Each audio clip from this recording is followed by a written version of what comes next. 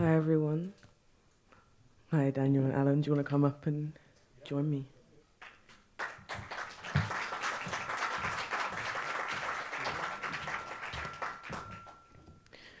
So we're going to do a short Q&A before we watch R.I.P. Shane. So if you want to ask questions, you can do so via Slido, and that is slido.com, and you can submit your questions there. I don't have the code here, but there should be a code, I believe. Yeah, it's up top there. Up there, wicked, yeah. So you just enter that code and then you'll be able to submit your questions. So first off, I wanted to ask you both why you wanted to kind of portray Liverpool 8 in this particular way. It felt like there was a clear intention of what you wanted to do with it. Yeah, I guess really it's the Liverpool 8 that we know. You know, it's our community. We're three independent filmmakers who are from Liverpool 8.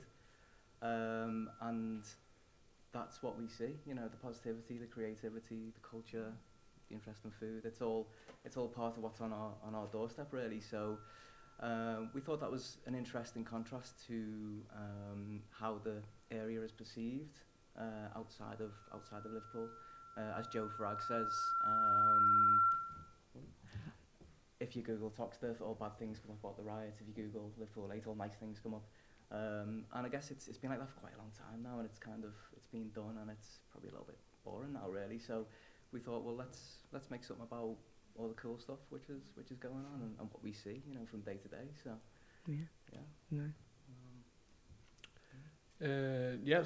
So why? I suppose the original idea came about. I went to see the McCullin exhibition in London. I think it was 2019, and it was take Britain. It was chocker. You had to queue up in like a line to look at each photograph.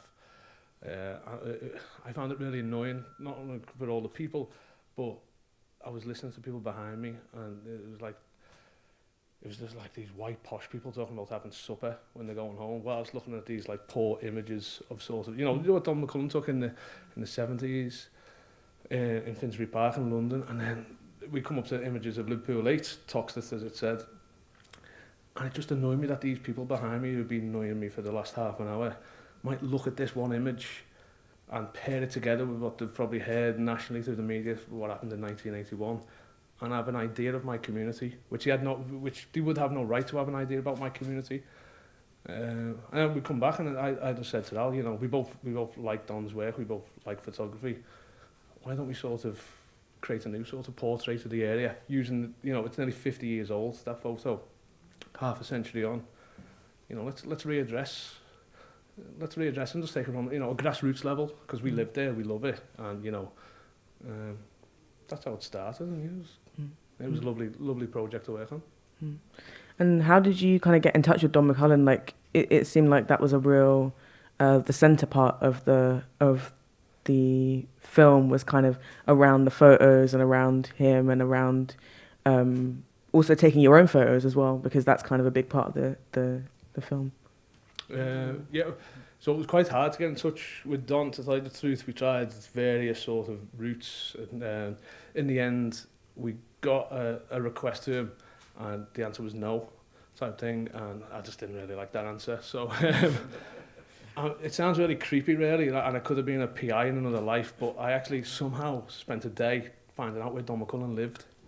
I won't tell you how, and I won't tell you where he lives, but I found out where he lives. So I sent him a handwritten letter that day, saying, you know, breaking it down what we wanted to do. And me and Al decided that if he didn't get back to us in 2 weeks, we were just going to doorstep him and go down, type things. And luckily, you know, 5 days after I sent the letter, he called. I was like, oh, I didn't realise what you wanted to do. I love Liverpool. If you can come down and do it in my house, we'll do it, type thing. And that was it kick-started the project in many ways. I'm just glad we didn't have to like sort of just go down and knock on his house. Because of the nature of him, you know, we could have been in like a war-torn country just shooting something, and like we'd have wasted the trip to Somerset. But it was lucky, and he was lovely. He opened us with like sort of open arms. We were there for hours. And yeah, he showed us in his room, in his other rooms, and showed us prints that are now in Liverpool in the Tate that hadn't been seen and stuff, you know. So yeah, that's how it came about. In terms of doing the photography, I mean, we didn't actually mention it to him beforehand. We just we just thought, let's turn up and see if he'll allow us to take his portrait, and if he'll take some pictures of us too. So he was, obviously, as you see, he was more than happy to do that, and it was good fun, wasn't it? Really, it was. Yeah, it was nice. He's just relaxed. Yeah.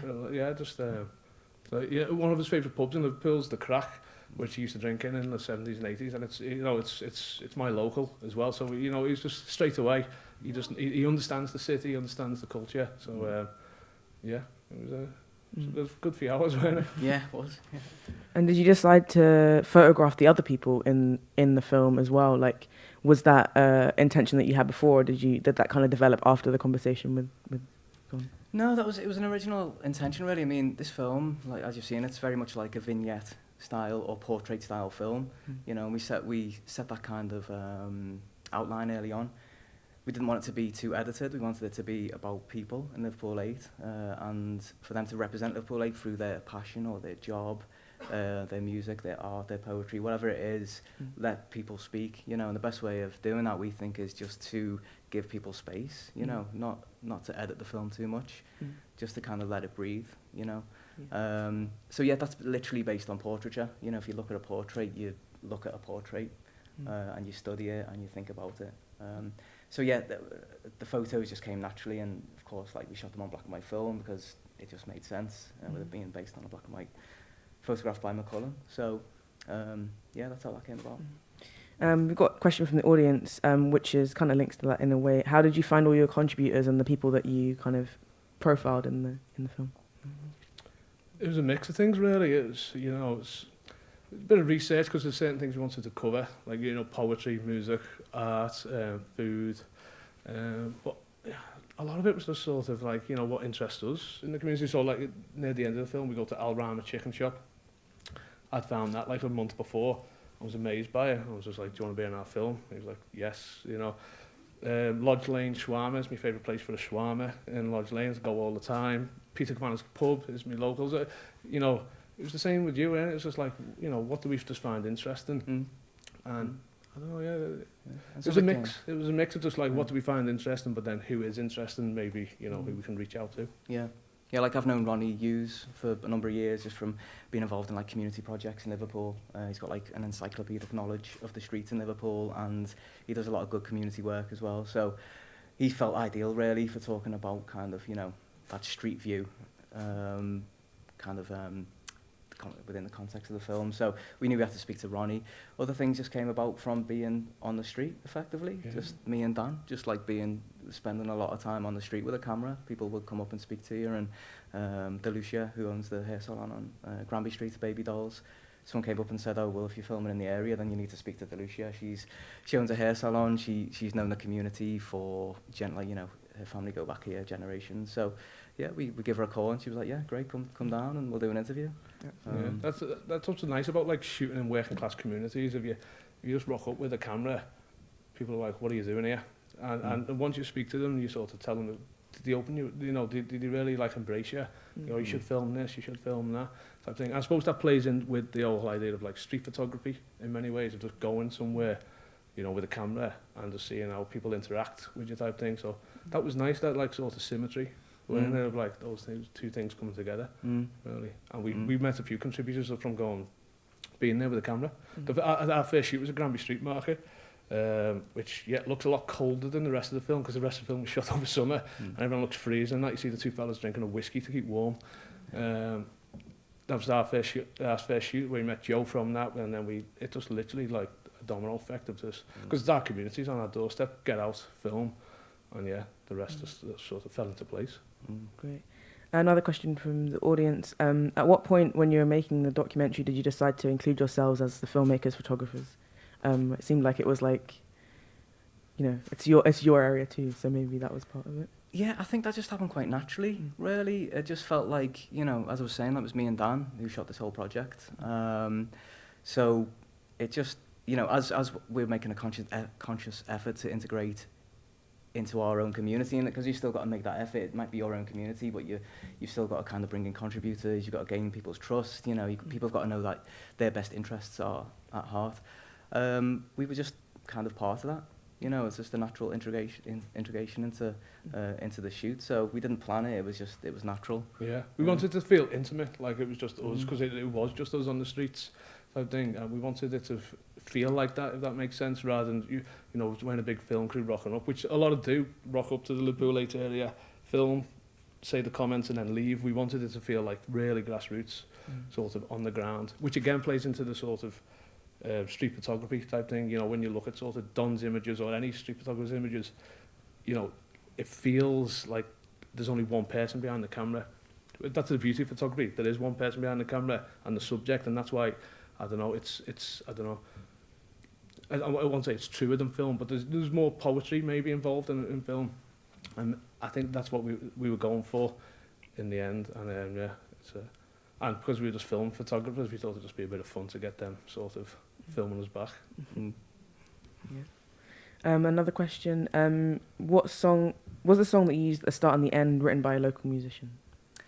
So the musician Mike Hart, yeah, he's local, and his history is kind of, he knows Adrian Henry, and he was part of kind of that beat poet kind of scene, really. I think he was actually in a band with Adrian Henry. Yeah, he was in a band with Adrian Henry, yeah. Yeah, so we found that song, and it just seemed to fit so well. Obviously, the photograph wasn't taken in Liverpool 8, it was taken in Wavertree, almost Liverpool 8.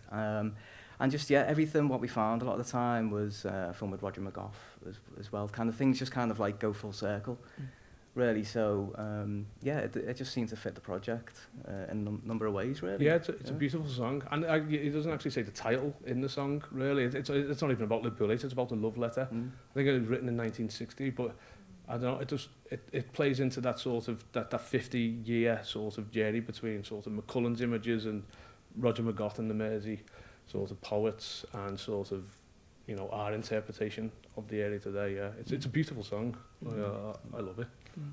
Kind of following on from that, someone asked, the quote about being gods when we dream and beggars when we reflect, who was that from?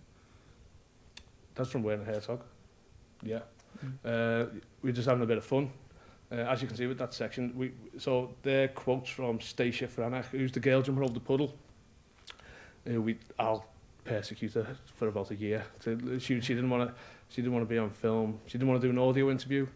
In the end, she agreed to sort of answer a few questions via email type thing, and then I suppose we could have just filmed that sort of straight up, someone, you know, putting on a voice and this is what it is, but we thought, you know, it's our film, well, let's have a bit of fun. So we sort of, we cast an actress, Wendy, and yeah, we had a little bit of fun. And because we were having fun, and like we were just playing on this idea of sort of like what's real, what's true, you know, and in the end, so some of those lines we wrote, some of those lines were from Stacia, and we just lashed the Werner Herzog one in there, but for a bit of fun, you know, because the idea is just like reflecting, but then, you know, there's a greater truth sometimes when you try and sort of be more creative, rather than just like, you know, cinema verite is not necessarily true, you know what I mean? But sometimes you can reach a higher truth through sort of creativity. And I'm not saying we've done that with this at all, but like, it was just our little bit of fun,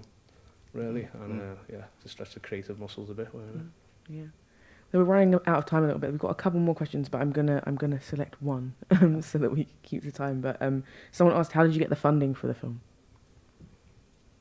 Well, in short, we didn't have any funding for the film. I thought that was hopefully it doesn't look like that, actually. It doesn't. But yeah, we were just talking in the pub before whether we should sort of say how much it cost us to make. You know, fuck it, go with it. You know, we shot this for like under 500 quid type thing, because, you know, we had no funding and we wanted to. It's not a film that needs money, or, you know, it's a film we wanted to tell because we live in the community, and, you know, why not type thing. So yeah, so we had no funding, but I don't know, it's not about funding, is it? You know what I mean? I hope this film goes to prove that, like, you know, filmmaking, it doesn't need like an infrastructure or like bodies or funding bodies or organisations. One or two people can just go out in their own community and make a film that, you know, some people, if you find it interesting, hopefully other people will find it interesting, really. Yeah, but we had nothing, did we, Al? No. But also no excuse not to make the film. Well, you know, it's just like, well, if it's there and you can do it and you have a camera, we'll just go and do it. You know, don't wait around for fun. Just do it. Great. Thank you so much for your film. Thank you for chatting to me. No, thank today. you. Thanks for watching it. It means a lot. Yeah, thank you. Thanks so much. Yeah. Thank you very much. See you guys.